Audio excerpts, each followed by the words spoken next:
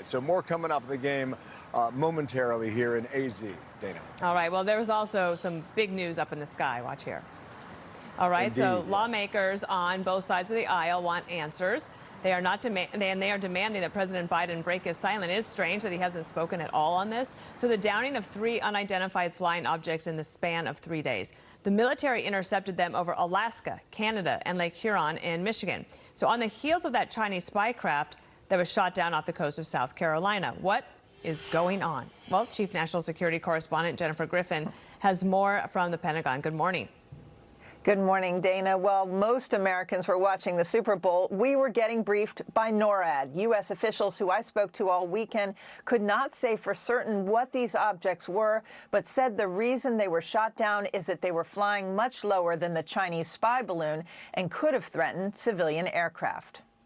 I believe this is the first time within United States of America airspace that NORAD or United States Northern Command has taken kinetic action against an airborne object. The last 3 objects were much smaller, about the size of a car as opposed to 3 buses. They did not have a steering mechanism. The Chinese spy balloon flew at 66,000 feet.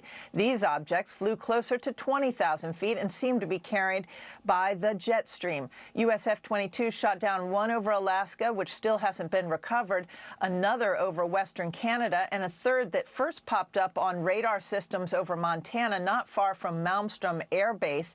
It reappeared in Michigan and was shot down by an F-16 over Lake Huron. Asked whether these were weather balloons, the head of NORAD, who briefed reporters late Sunday, could not rule that in or out. Are they weather balloons? I'm not going to categorize them as balloons. We're calling them objects for a reason. I am not able to categorize how they stay aloft. It could be a gaseous type of balloon inside a structure, or it could be some type of a propulsion system.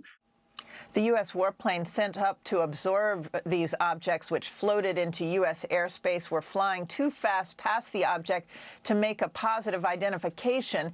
The reason U.S. radar systems are now picking up these objects is that the U.S. Homeland Defense adjusted its radar, widening the aperture.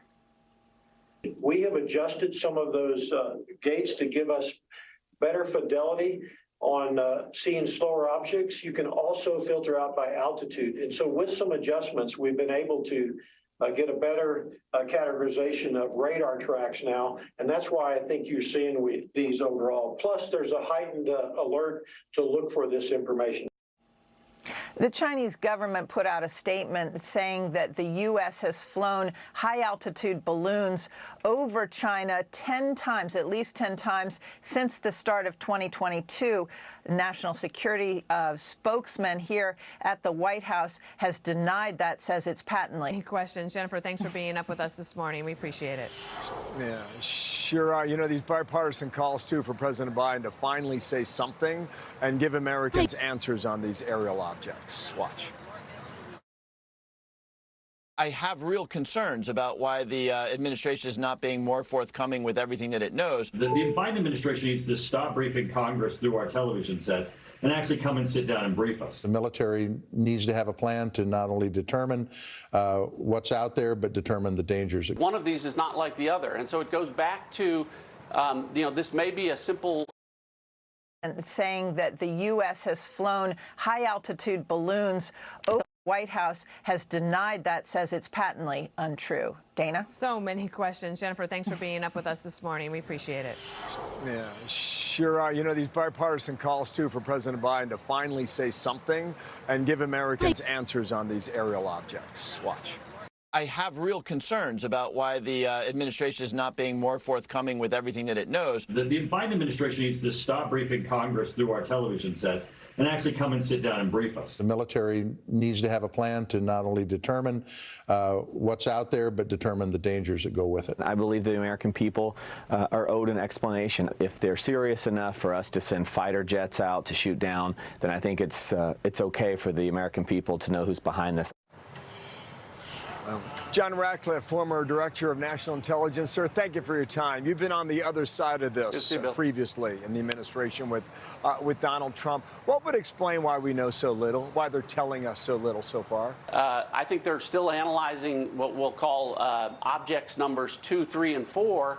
But what we're getting is a clear picture that one of these is not like the other. And so it goes back to this may be as simple as an overreaction to an underreaction. So we know that the first object was a spy balloon. It was 200 feet high. It had a payload bay and a surveillance bay. We've been told the numbers 2, 3, and 4 have none of those things and are maybe as little as 1/10 of the size, not maneuverable, drifting with the wind. So, and even, Bill, the other thing is the excuses that we were told why number 1, the Chinese spy balloon, couldn't be shot down have now drifted away with numbers 2, 3, and 4. In other words, we were told, well, we can't shoot it down over Alaska. Well, the second object was. We were told that it couldn't be shot down over land or near civilians or over the continental U.S., and that went away with numbers 3 and 4. So, again, I think that this goes back to one of these is not like the other. The first one was badly mismanaged, and I think some of this, the Biden administration is really scrambling and don't have an explanation or aren't giving explanations for what they're doing with different objects, is numbers 2, 3, and 4. So what I hear from that answer is that they don't know yet. They're putting this together. Michael McCall has a different explanation. Here he is from Sunday. These spy balloons have great capability to gather and collect intelligence. The imagery that they can capture and other intelligence data that I can't be specific about can be captured and then transmitted back to the mothership in Beijing. They have control over these balloons. This was an act of espionage in plain sight. Now, that last point, this is espionage in plain sight. Is that the case? Well, he's absolutely right. That's absolutely right about the first instance. That was a dedicated flight path over our most sensitive military sites, nuclear sites, critical infrastructure, from end to end, a transcontinental voyage with respect to the Chinese spy balloon. But what you heard from the NORAD commander is with numbers 2, 3, and 4, they're not characterizing them as balloons. They're not characterizing them as Chinese. They're not characterizing them as even spy balloons. And they're saying that they're drifting slowly. They're not maneuverable. They have very different characteristics. So we simply don't know. But, Bill, the point is this, is people are filling in the blanks and speculating because the Biden administration is not addressing this. They're not being transparent. They're not giving good explanations, for what's going on here. And I think that that's a huge misstep and a disservice to the American people who shouldn't be having to speculate about this. And our lawmakers should be getting apprised by the intelligence community and the military community. I've got 30 seconds left here. I agree with everything you just said there. The weekend serves as a distraction for millions of Americans. So too does the game that was played here. It's Monday. Would you expect them to give us an explanation today in full? Yes, absolutely. I think they, think about it this way, Bill. With respect to the objects numbers 2, 3, and 4, if these were aircraft that went down that had potential survivors or passengers, they would be there. They would find a way to be there and to collect the information. So to say that, well, we haven't been able to recover everything or get to it, we don't have much information, is really just buying time to try and how to explain. They've got to give those explanations, and they've got to give them quickly. I think people they've run out of rope on this. But I think the thing to keep in mind is, at the end of the day, what we do know is that China is the threat that many of us have been saying for years. Don't lose sight of the first episode, which was a dedicated spy mission that was successful for China and a national security failure for the United States. John Ratcliffe, thank you for your time. Former head of the DNI. Thank you, sir. We await those answers today. You bet. With bated breath. We'll talk soon.